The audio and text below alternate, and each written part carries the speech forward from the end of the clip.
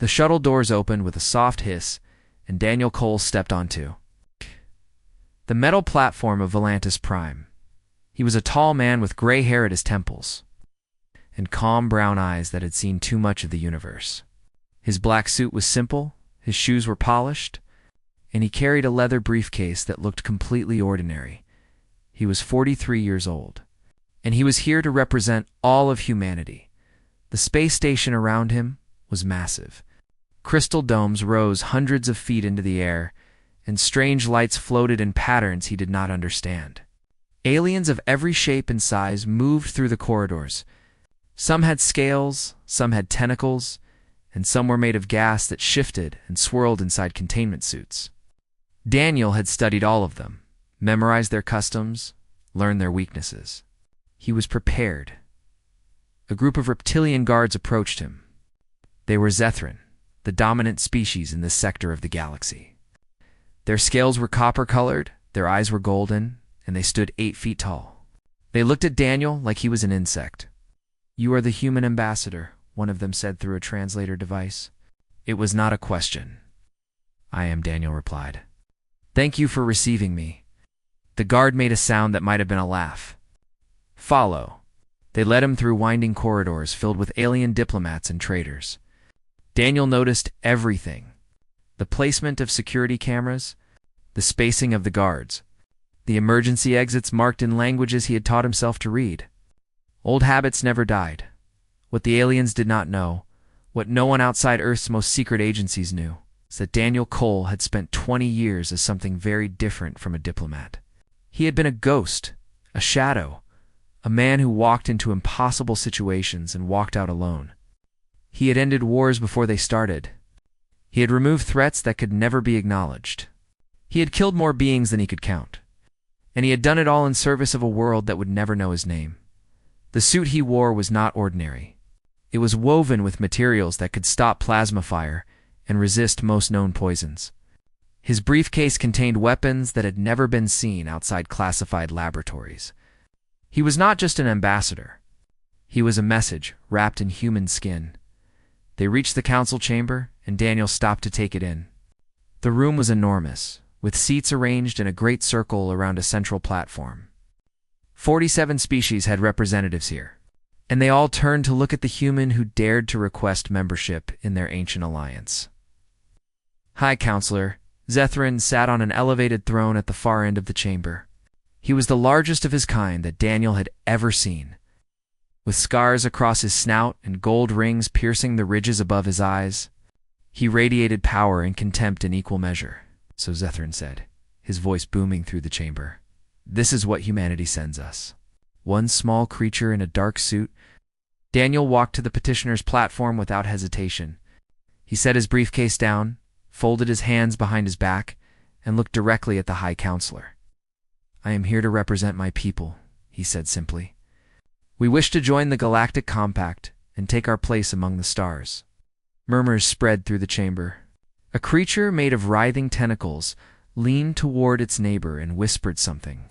A being of pure light flickered in what might have been amusement. "Your people are children," Zethran said. "You have had space travel for less than 300 years. We have ruled these stars for 6,000. What could you possibly offer us?" Daniel smiled. It was a polite smile, a forgettable smile, the kind of smile that made people underestimate him. "We offer our friendship, High Counselor, and our cooperation."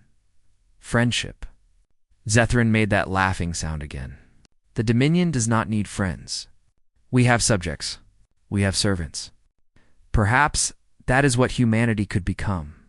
The chamber fell silent. It was an insult, a deliberate provocation, and everyone waited to see how the human would respond. Daniel's expression did not change. "With respect, High Counselor, we did not cross the stars to become anyone's servants.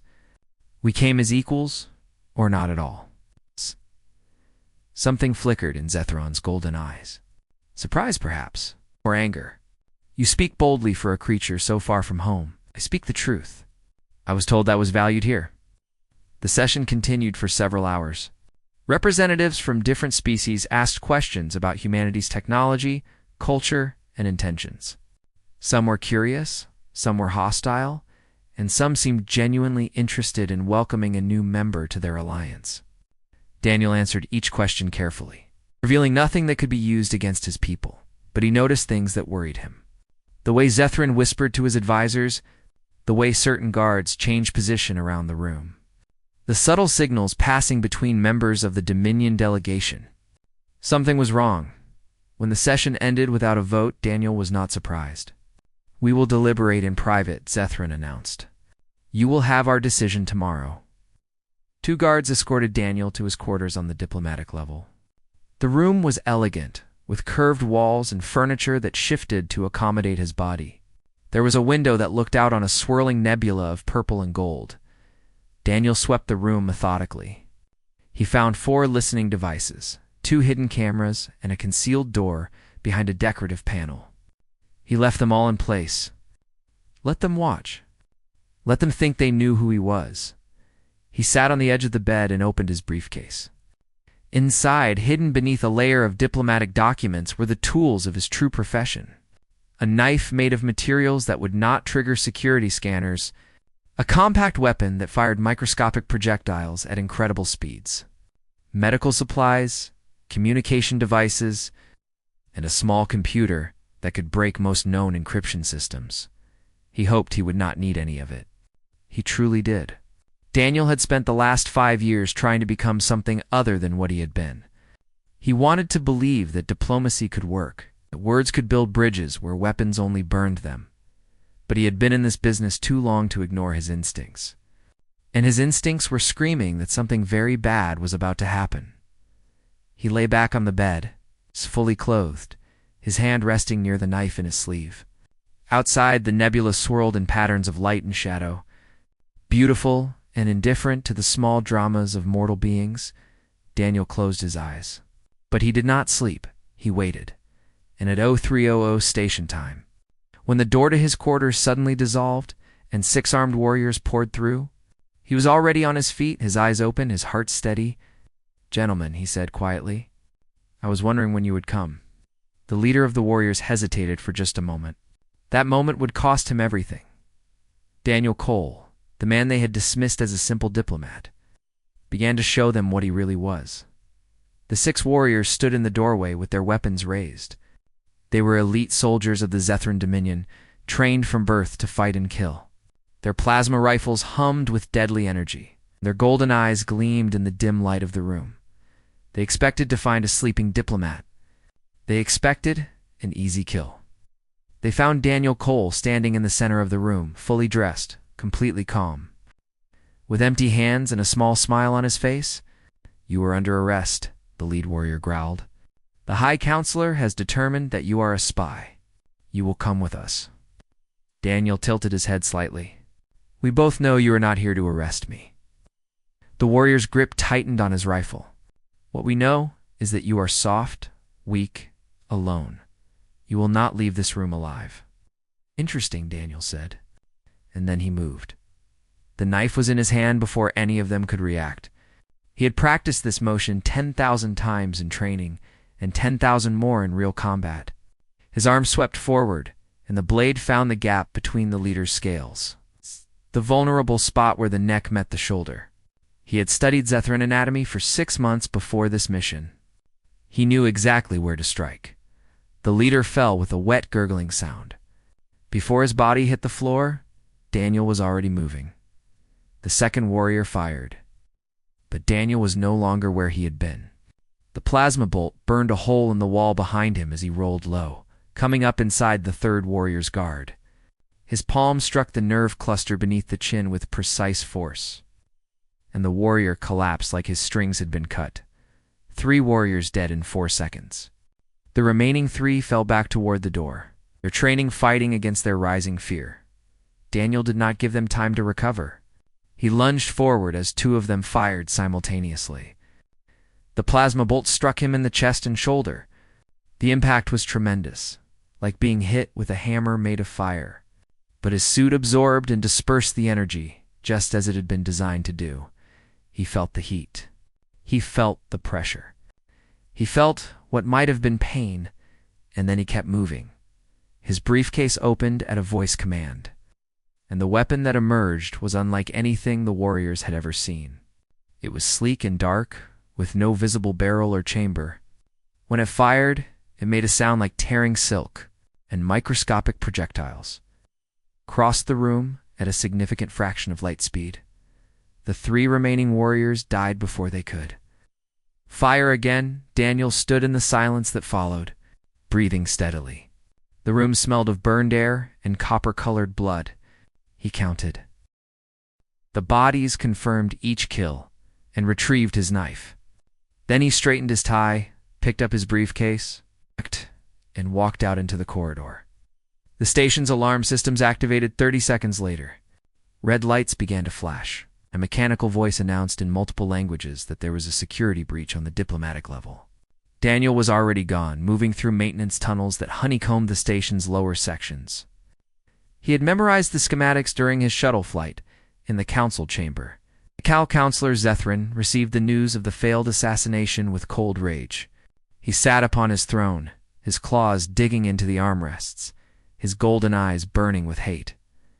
"What do you mean they failed?" he demanded. His advisor trembled before him. "The team is dead, High Counselor. All 6 of them. The human is no longer in his quarters. 6 trained warriors. Dead."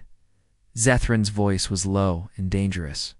"Killed by 1 human diplomat." "It appears so, High Counselor." Zethrin rose from his throne, and everyone in the chamber stepped back. "Seal the station," he commanded. "No shuttles leave until he is found. Deploy every warrior we have. I want his head." "High Counselor," another advisor ventured carefully, "should we not inform the other delegations? If they learn what we have done, they will learn nothing. The human is a spy, an infiltrator, an agent of aggression. We are merely defending ourselves." Zethron's teeth gleamed in the light. "Find him. Bring me proof." 200 warriors spread through the station, moving in teams of 10, checking every compartment and corridor. They were disciplined and efficient, communicating through encrypted channels. Covering every possible escape route, they did not find Daniel Cole, but he found them. The first team vanished near the atmospheric processors. Their last transmission was a scream that cut off abruptly. When reinforcements arrived, they found 10 bodies arranged in a neat line, each killed with a single precise wound. The second team lost contact in the cargo bays. There were no screams this time, only silence. The security feed showed nothing but static. The third team was found in a maintenance corridor, their weapons still in their hands, their eyes frozen in expressions of terror. Whatever had killed them had been fast, efficient, and utterly without mercy. In the command center, Zethrin watched the casualty reports with growing unease. The numbers climbed steadily. 10 dead. 20. 30. Each kill was surgical, methodical, almost artistic. "What is he?" whispered one of his generals. "No single being should be capable of this." Zethron had no answer.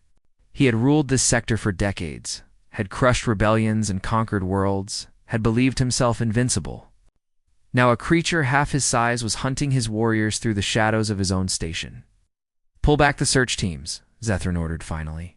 "Fortify the council chamber.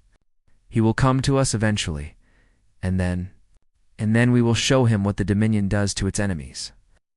But as his remaining warriors gathered around him, as they set up defensive positions and charged their weapons, Zethrin felt something he had not felt in centuries. He felt afraid. Somewhere in the darkness of the station, Daniel Cole was moving. He was tired now and wounded. The plasma burns on his arms and legs throbbed with each step, and his suit was running low on the chemicals that kept him functioning at peak efficiency. But he was not finished. He found a terminal in an abandoned section of the station and began to work. His fingers moved across the alien interface, translating commands through pattern recognition and intuition. The encryption was heavy, designed to keep out the best hackers in the galaxy.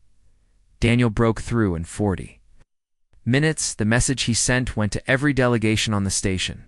It contained recordings from the assassination attempt, from Zethron's orders, from everything that had happened in the last few hours. It also contained a single line of text that would echo through galactic history. Humanity remembers its friends and its enemies. Then he closed the terminal, checked his weapons, and began walking toward the council chamber. It was time to finish this. The station had become a tomb. Daniel moved through the empty corridors like a ghost, his footsteps silent on the metal floors. The emergency lights cast red shadows across the walls. The constant hum of the alarm systems had become background noise. He had been awake for nearly 12 hours now, and his body was beginning to feel the strain. The plasma burns on his arms were serious. His suit had saved his life, but it could not heal wounds. Every movement sent spikes of pain through his muscles, and he could feel his reactions slowing, his thoughts becoming less sharp. He needed medical attention, rest, time to recover. He had none of those things. So he kept moving. The message he had sent was already spreading through the station. He could see it in the way the alien delegations were reacting, then the frantic communications passing between different species, in the subtle shift of power away from the Dominion.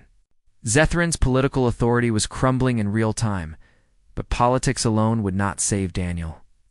The High Counselor still had warriors, still had weapons, still had the desperate fury of a tyrant watching his empire slip away. This would end in blood.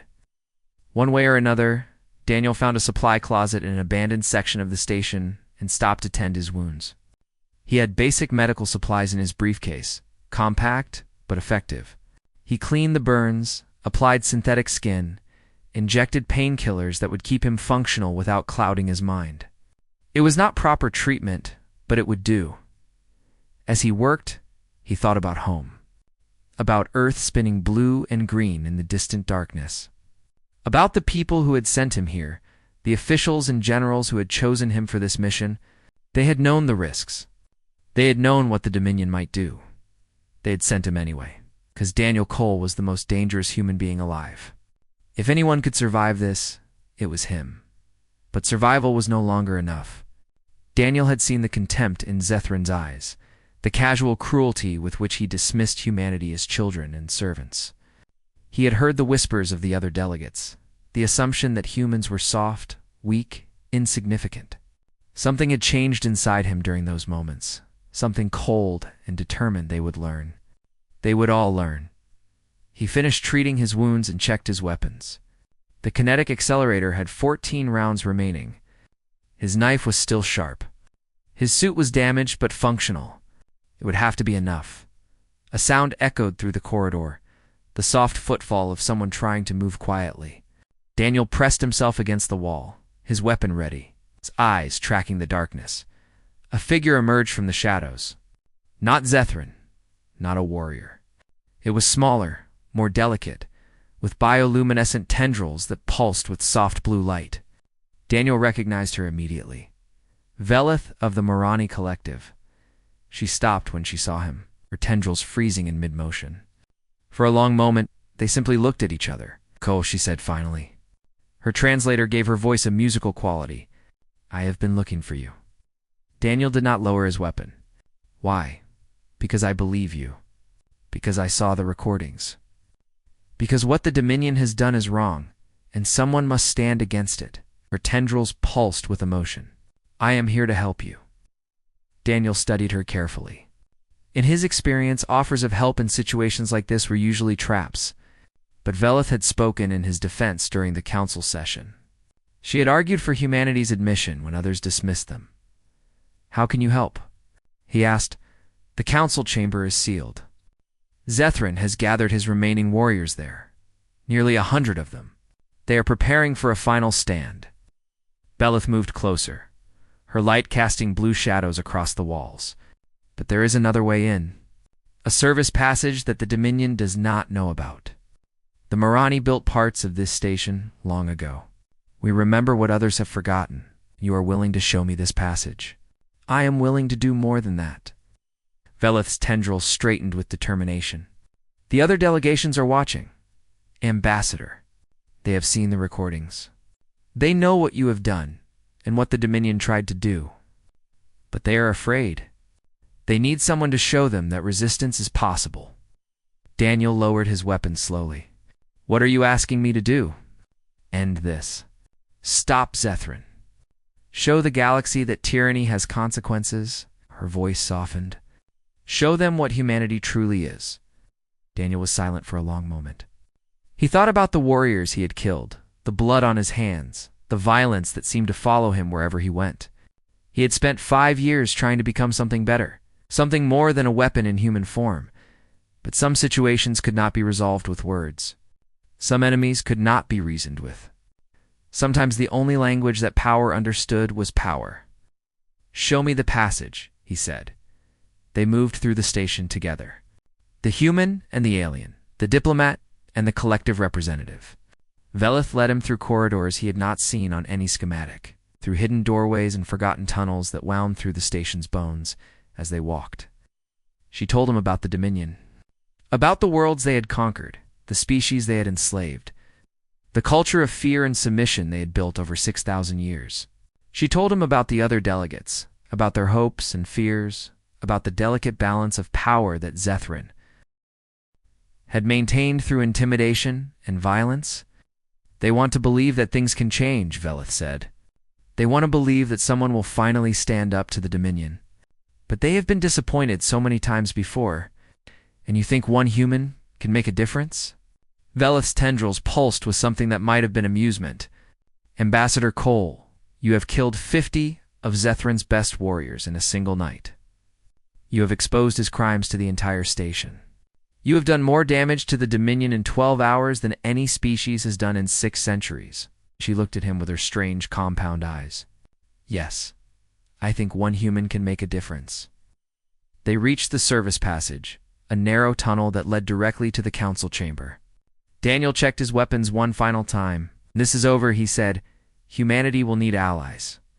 Real allies, not servants or subjects. Will the Marani stand with us?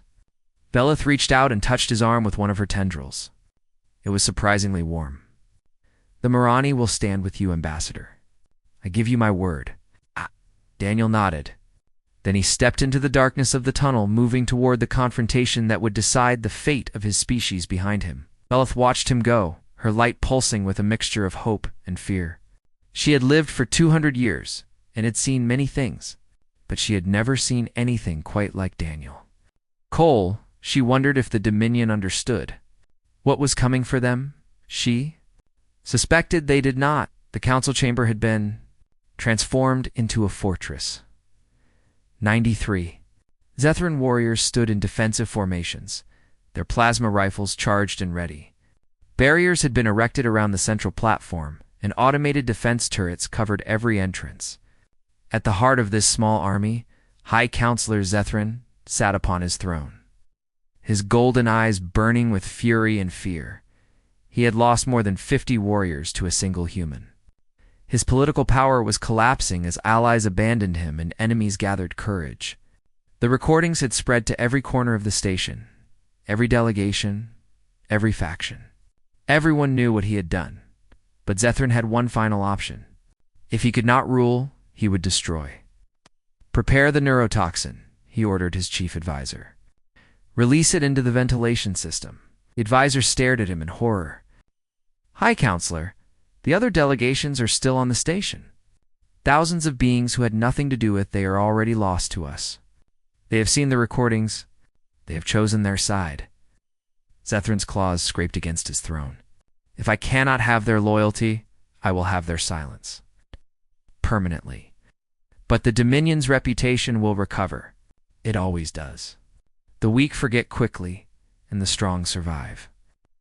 Zethran leaned forward. Do it now. The command was given. Deep within the station, valves opened and pumps activated. A colorless, odorless gas began to flow through the ventilation system, spreading through corridors and chambers, seeking out every living thing in the service tunnel. Daniel detected the change immediately. His suit's sensors flagged the neurotoxin within seconds. Analyzing its composition and calculating its effects, it was a sophisticated compound designed to kill most carbon-based life forms within minutes. His suit sealed automatically, filtering his air, protecting him from the invisible death spreading through the top station. But the other delegations had no such protection. Daniel calculated quickly. The toxin would reach lethal concentrations in 8 minutes. The council chamber was 4 minutes away. The atmospheric controls that could reverse the flow were in the opposite direction, at least 6 minutes distant. He could not save everyone. He might not be able to save anyone. For a moment, he stood frozen in the darkness of the tunnel. 20 years of training, 20 years of impossible missions, and it all came down to this choice. Save himself, or try to save others and risk everything. It was not really a choice at all. Daniel ran. He burst out of the service tunnel into a side corridor near the council chamber. 3 warriors spotted him immediately and opened fire. Daniel rolled beneath the plasma bolts, came up running, and put 2 of them down with his accelerator before they could adjust their aim. The third died with Daniel's knife in his throat. The sound of gunfire attracted more warriors. They came from every direction, flooding into the corridor, their weapons filling the air with deadly light. Daniel's suit hardened against the impacts, absorbing energy, protecting him from shots that would have killed an unarmored human instantly. But even the suit had limits. He felt burns spreading across his body, felt his strength beginning to fail, felt the accumulated damage of a night of constant combat catching up with him. He was running out of time. He reached the main entrance of the council chamber and found it blocked by a massive energy barrier. 20 warriors stood behind it, their weapons trained on him, their eyes gleaming with anticipation. Daniel looked at the barrier, looked at the warriors, looked at the distance between him and his objective. Then he smiled. "Gentlemen," he said, "I am afraid I am in a hurry." He fired his accelerator at the barrier's power coupling. The device was designed for biological targets. Not machinery, but the microscopic projectiles did their work. The coupling exploded in a shower of sparks, and the barrier flickered and died. Daniel went through the gap before it fully collapsed. The warriors opened fire. But he was already among them, too close for their rifles to track. His knife sang through the air, finding gaps in armor, exploiting weaknesses, leaving bodies in his wake. He moved like water, like shadow, like death itself given human form. The other warriors in the chamber realized what was happening and began to converge. But they were hesitant now, uncertain. They had seen what this human could do. They had watched their comrades fall. Some of them dropped their weapons and fled. Others stood frozen, unable to decide between their fear of Daniel and their fear of Zethrin. Daniel did not slow down. He pushed through them like a force of nature, taking wounds, dealing death, never stopping, never hesitating. His accelerator ran dry and he discarded it. His knife broke off in a warrior's chest, and he killed the next one with his bare hands. And then he was through. Standing in the clear space before the High Counselor's throne, Zethrin rose to meet him.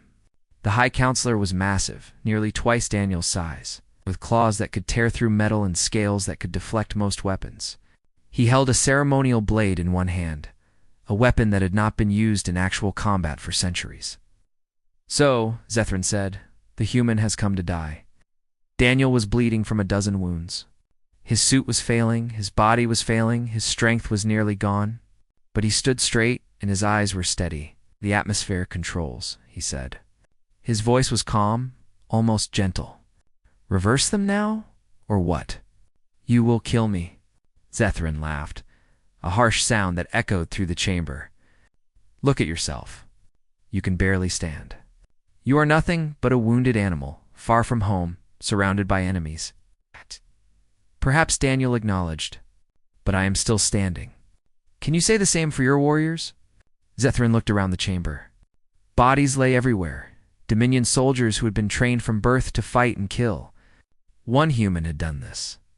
One small, soft, insignificant human. "What are you?" Zethrin whispered. Daniel stepped forward.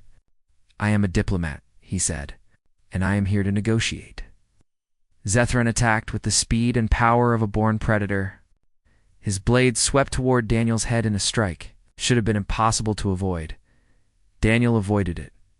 He moved inside Zethrin's guard, too close for the blade to be effective, and drove his palm into the nerve cluster beneath the High Counselor's jaw. It was the same strike he had used on the warriors in his quarters, but harder, more precise.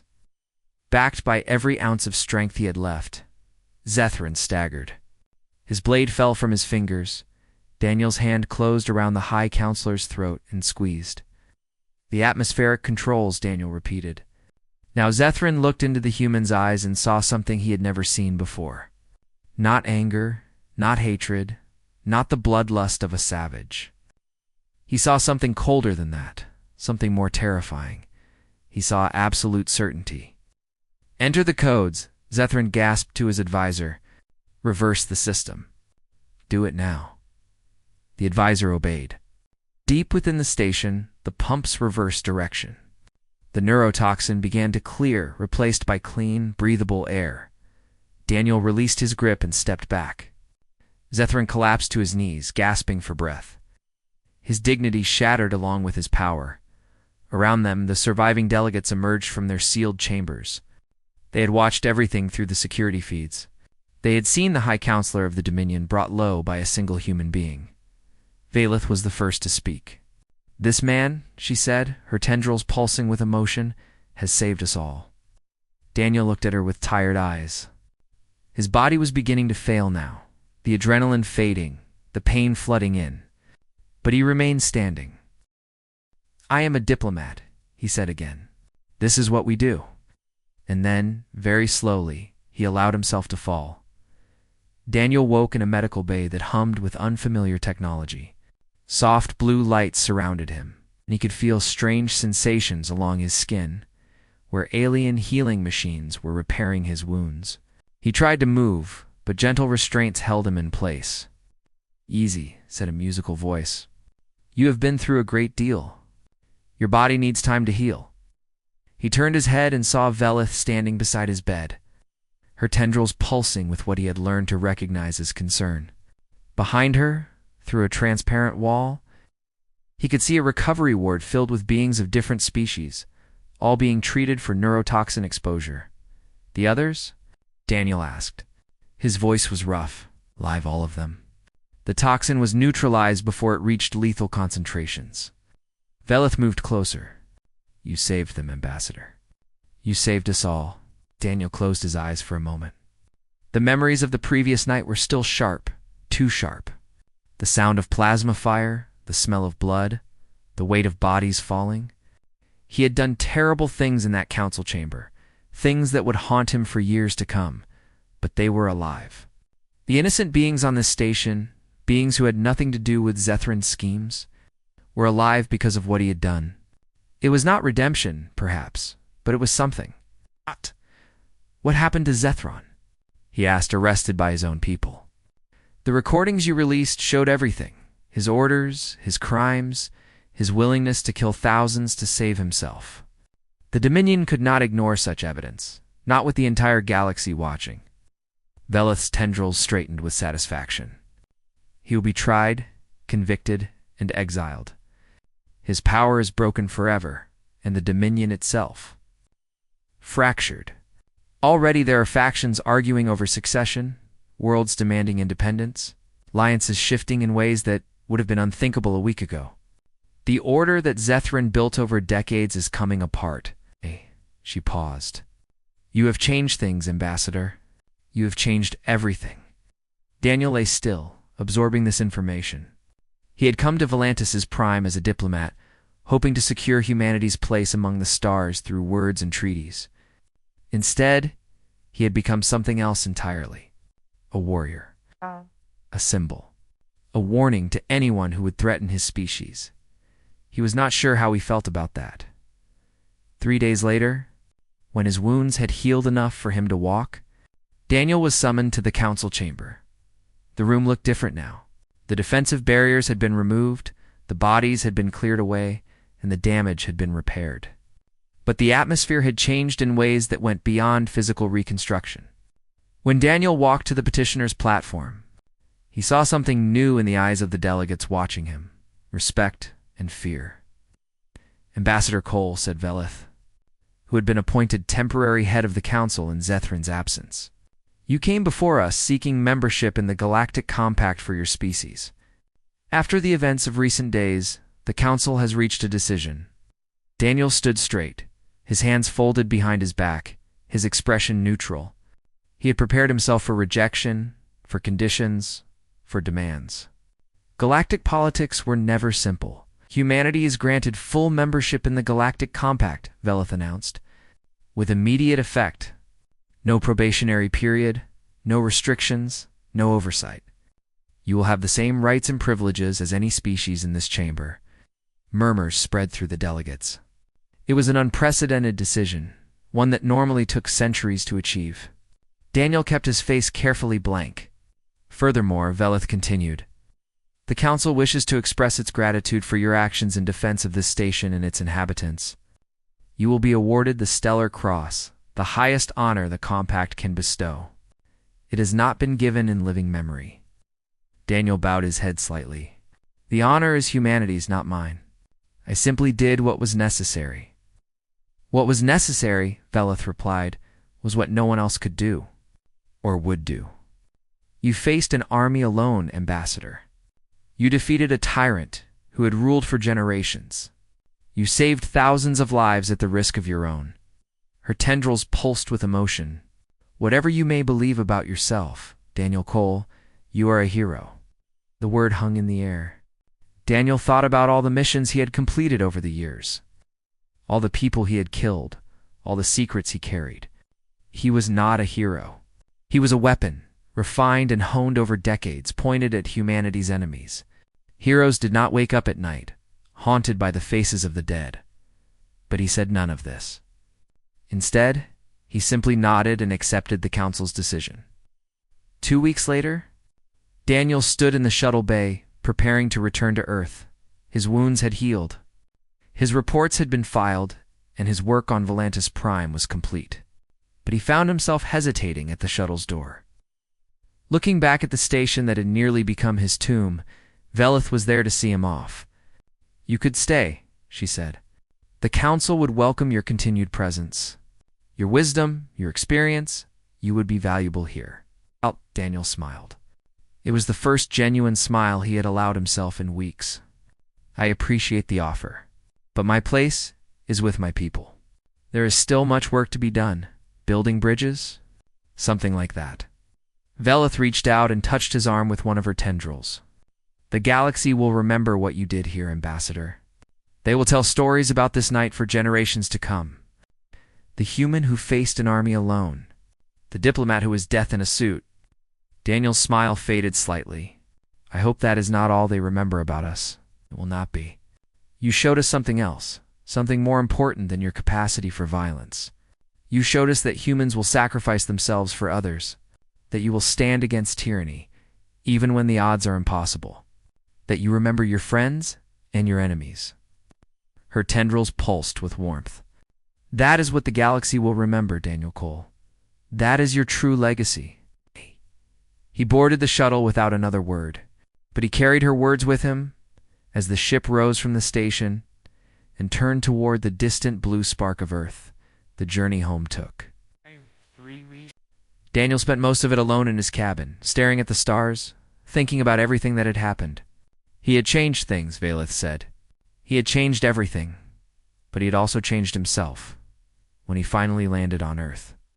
He was greeted by generals and politicians, by medals and ceremonies, by congratulations and questions. He answered them all patiently, gave the reports that were required, accepted the honors that were offered. But when it was over, when the crowds had dispersed and the cameras had gone dark, he found himself standing alone in a quiet office. Staring at a single folder on the desk, Director Patricia Hayes sat across from him, watching with knowing eyes.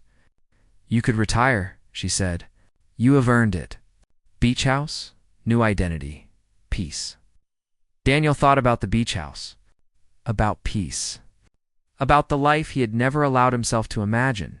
Then he thought about the galaxy, vast and dangerous, full of species who had just learned what humanity could do. He thought about the bridges that still needed to be built, the enemies who still needed to be faced, the future that was waiting to be shaped. "Where do you need me?" he asked. 6 months later, Ambassador Daniel Cole presented his credentials to the Cathari Hive Collective.